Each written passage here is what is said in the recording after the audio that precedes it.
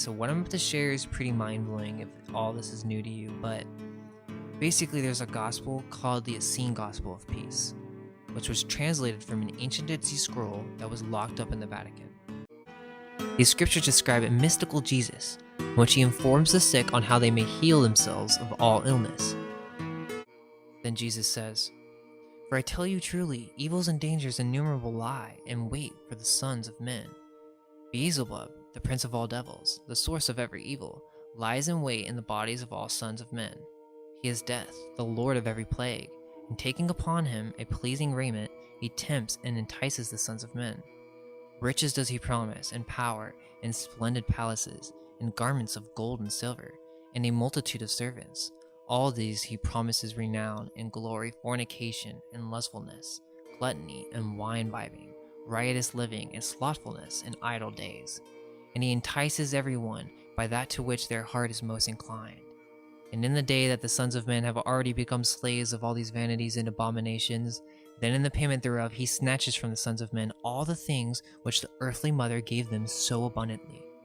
He takes from them their breath, their blood, their bone, their flesh, their bowels, their eyes and their ears, and the breath of the Son of Man becomes short and stifled, full of pain and evil smelling, like the breath of unclean beast, and his blood becomes thick and evil smelling, like the water of swamps. It clots and blackens, like the night of death, and his bone becomes hard and knotted, and melts away within and breaks asunder, as a stone falling down upon a rock, and his flesh waxes fat and watery. It rots and putrefies, with scabs and boils that are an abomination, and his bowels become full with abominable filthiness, with oozing streams of decay, and multitudes of abominable worms have their habitation there. And his eyes grow dim, till dark night enshrouds them, and his ears become stopped, like the silence of the grave. And last of all shall the erring Son of Man lose life, for he kept not the laws of his mother, and added sin to sin. Therefore are taken from him all the gifts of the earthly mother, breath, blood, bone, flesh, bowels, eyes, and ears, and after all else, life, with which the earthly mother crowned his body." This is what our modern day society is experiencing. That's what disease is. We've become overstimulated by material reality. We've lost touch with not just the concept of the mother nature physically, but metaphysically. We've lost touch with the egoless side of consciousness. So Jesus tells them that all you have to do is the mother's laws, and within the same hour, her angels will be there for you. He says no man can serve two masters. Either you serve Beelzebub and his devils, or you serve the earthly mother and her angels. Either he serves death, or he serves life. And the sick and confused asked, "Well, Jesus, what are these laws of life? We all do the laws of Moses, our lawgiver, even as written in the Holy Scripture." And Jesus answers, "Seek not the law in your scriptures, for the law is life, whereas the scripture is dead. I tell you truly, Moses received not his laws from God in writing, but through the living word. And everything that is life is the law written. You find it in the grass, in the tree, in the river, in the mountains, in the birds of heaven, in the fishes of the sea. But seek it chiefly in yourselves." And he continues, "For I tell you truly, God wrote not the laws in the pages of books, but in your heart and your spirit. They are in your breath, your blood, your bone, in your flesh, your bowels, your eyes, your ears, and every little part of your body. They are present in the air, in the water, in the earth, in plants, in the sunbeams. But you shut your eyes that you may not see, and you shut your ears that you may not hear." Jesus continues on like this, but the sick are confused. They respond, "Well, how may we read the laws of God elsewhere than in the scriptures? Read them to us from there where you see them, for we know nothing else but the scriptures of our forefathers." The sick didn't have the ability to see these simple forces because it requires a different state of consciousness. Two states, death or life, sleep or awakeness. Most of us are in a constant sleep cycle in which we continue the same patterns of death. We don't even realize it's death. So Jesus continues, "You don't understand the words of life because you are in death. Darkness darkens your eyes, and your ears are stopped with deafness. For I tell you, it profits you not at all that you pore over dead scriptures, if by your deeds you deny him who has given you the scripture. God and his laws are not in what you do. They are not in gluttony and in wine bibbing, neither in riotous living, nor in lustfulness, nor in seeking after riches, nor ye in hatred of your enemies. But all these things come from the kingdom of darkness and the Lord of all evils. This goes back to our video on the connection between demons and parasites. That's exactly what he's referring to. But on a deeper level, he's saying that these demons are living on another dimension of your own spirit. So Jesus continues, and basically the way to get rid of all these abominations is fasting and prayer. He also explains to them how to do enemas using a gourd, and he explains that they need to do this every day of their fast until the water comes out is clear. Just ask yourself, you really think all the food that you're digesting is coming out? I mean, we're extremely enzyme deficient as a society, and most of us would be shocked to find the bulk of waste that has been built up within our intestines. And Jesus is clearly talking about this stage where all these evil smelling things are coming out of the body. I tell you truly, the angel of water shall cast out your body of all uncleanness, which defiled it without and within. And all unclean and evil smelling things shall flow out of you. And you shall see with your eyes and smell with your nose all the abominations and uncleanness which defiled the temple of your body. He's telling them that this is why they are in pain, because they are filthy inside, where their eyes see not, the occulted. So, a group of sick people seek out Jesus in the woods because they hear that he knows all things and can heal all diseases. They ask, "Hey, why do we suffer from such sickness? Why can't we be whole like other people?" Jesus replies, saying, "Happy is it that you hunger for truth. I will satisfy you with the bread of wisdom. Happy are you that you knock, for I will lead you into the kingdom of our mother's angels, where the power of Satan cannot enter." And so the people were obviously confused by Jesus. It was too mystical for them, and they were not understanding who was the mother, but they were optimistic for more information. The sick finish listening to Jesus, he leaves, and they're like, what do we do now? So they get to praying and cleaning their insides, and they begin to get extremely sick. They're sweating, vomiting, all this gooey stuff is coming out from all over their body, boils, and their urine becomes as thick as the honey of bees. Like I was saying will happen in Detox. These are our filtering systems. They're just so backed up that all the toxins that we take in are finding homes in other parts of our bodies, causing localized diseases. Okay, so they continue. They start to become miserable, and they are doubting that they can make it to the seventh day. So they're begging Jesus for help, but Jesus tells a story in hopes that they would learn a lesson for how they got into this state in the first place. It's basically saying that the mother will forgive you for 7 years of sinning in 7 days. It's 49 years and in 49 days, just letting them know to hang on tight. But they beg and plead that one man isn't going to make it. He had it the worst of everybody, and he pleads for Jesus to cast the Satan out of him. And Jesus milked an ewe, which was feeding him on the grass, and he put the milk upon the sand, made hot by the sun, saying, "Lo, the power of the angel of water has entered this milk, and now the power of the angel of sunshine will enter it also." And the milk became hot by the strength of the sun. And now the angels of water and of the sun will join with the angel of air. And lo, the vapor of the hot milk began to rise slowly into the air. Come and breathe in by your mouth the strength of the angels of water, of sunshine, and of air, that it may come into your body and cast out the Satan from you.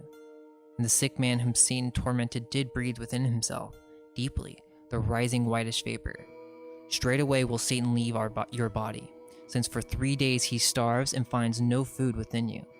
He will come out of you to satisfy his hunger by the hot steaming milk. For his food finds favor in his sight. He will smell its smell and will not be able to resist the hunger which has tormented him 3 days already. But the Son of Man will destroy his body, that he may torment none else again. And the sick man's body was seized with an ache, and he retched as though he would vomit, but he could not, and he gasped for air, for his breath was spent. And he fainted on the lap of Jesus. Now does Satan leave his body, see him. And Jesus pointed to the sick man's opened mouth. And then they all saw with astonishment and terror that Satan was coming out from his mouth in the shape of an abominable worm, straight towards the steaming milk.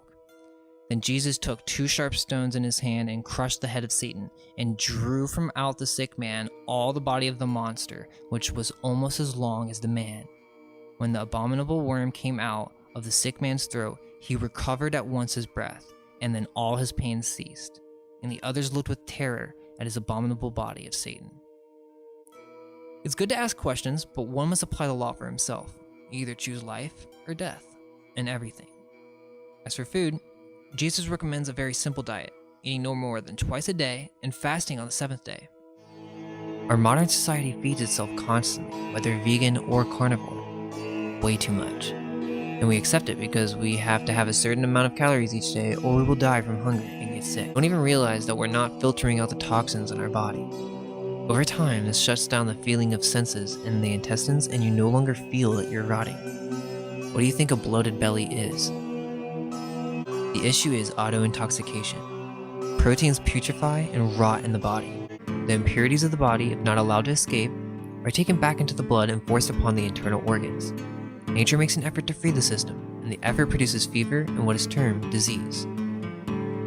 This is nothing new. And even Dr. John Harvey Kellogg said a century ago, 90% of diseases are due to improper functioning of the colon. One of the first things to do to get rid of any so-called disease is to get rid of toxemia, for it is the state of blood that makes disease possible.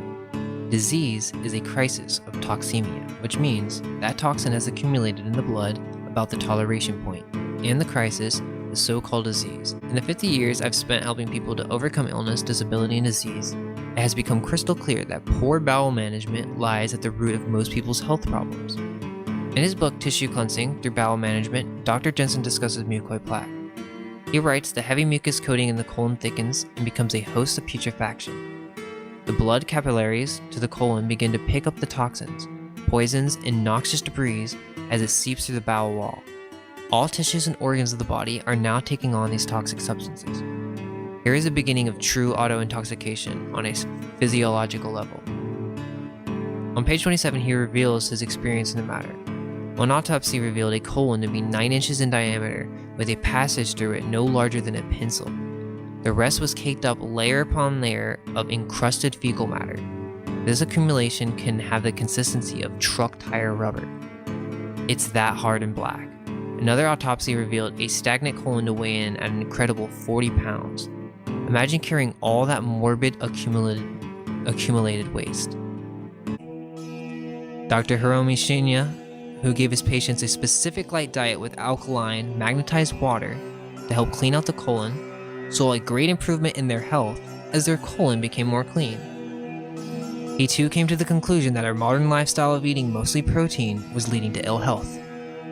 This waste is then sitting in your body and creates an environment for parasites. Someone commented that these parasites are actually beneficial for us. No, tapeworms and other serpent-like beings living inside of your intestines, heart, and brain, and then manipulating your thoughts to eat like they want you to eat is not beneficial. Look, it can be hard to admit these things. If this information stresses you out or irritates you, it's maybe because these microorganisms that live in your body realize that cutting them off from this acidic protein source and switching to a more alkaline source will make it impossible for them to live there.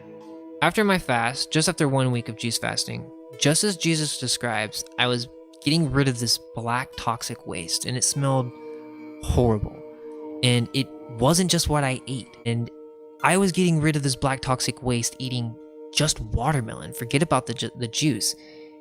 This stuff should not be coming out of you if you are eating just fruits, but it's an accumulation of our old lifestyle and decades of being fed processed acidic foods.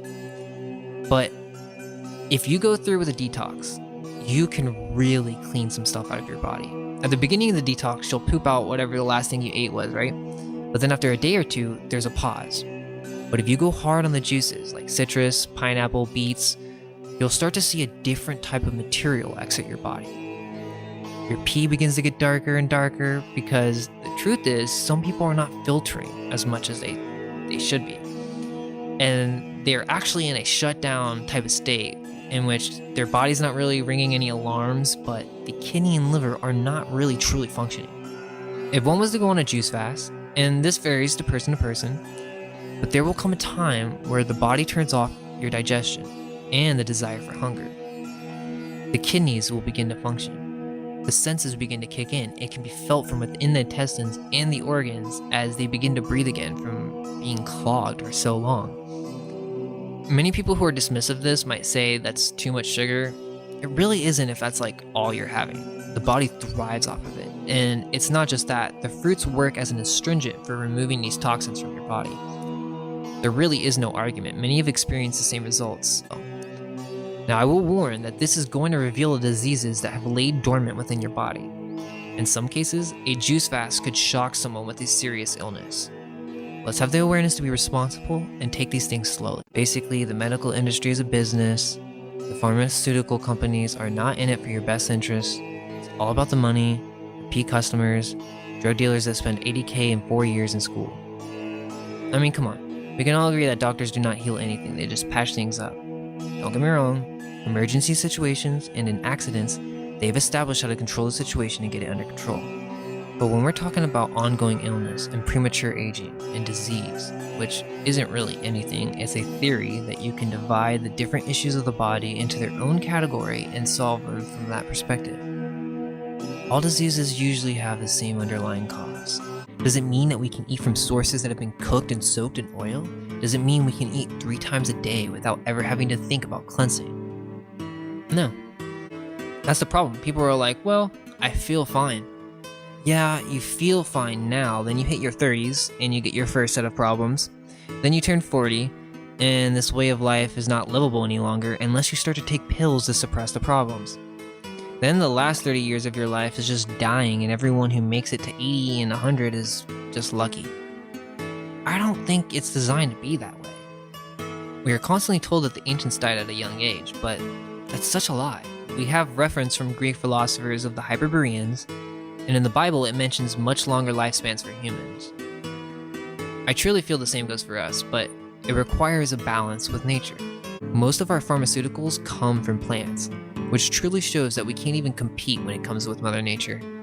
Nothing knows what is right for the body than her, but we assume that somehow science has figured out the body. They are far from it.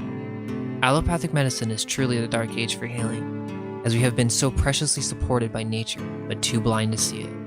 Nuts and seeds from the tree of life, and if they have not been roasted or boiled, then they contain the angels of life. Try cooking your seeds in oil and then planting them. Nothing will grow. Milk is not bad, for all living things must be nurtured by the breast of the mother when they are born. We have been supplied with many beautiful creatures that supply a bountiful of milk, and that we protect and nurture them in exchange. Holy bread must be made in the sun. Bread made from the light of the sun that has not risen from yeast. Flatbread. Bacteria is a network. The only way to come in terms with your parasites and bacteria is to first rid yourself of Satan. Remove the evil beings that live within you. After this, the angels will protect you, but your bodies rely on microorganisms to survive. The angels. Therefore, there must be a balance with these microorganisms. You must get your bacteria from nature, from the river blessed by the sun, and by the fruits and animals that you nurture. I don't expect anybody to be able to act on this immediately, and I'm not even really recommending anything. Do your own research. This way of life leads to a mind that is mystical in nature. It transforms your spirit into your true form, releasing your full magical potential and power. Jesus says that your temple must be clean in order to enter the heaven of God. We must all strive to cleanse our sacred body. The body possesses its own natural healing mechanism, and it was the same for Jesus. Back in his time, which in mainstream history is 2,000 years ago, but from our research is more 500 years ago. In his time, everyone had fallen into sin, and it was no different.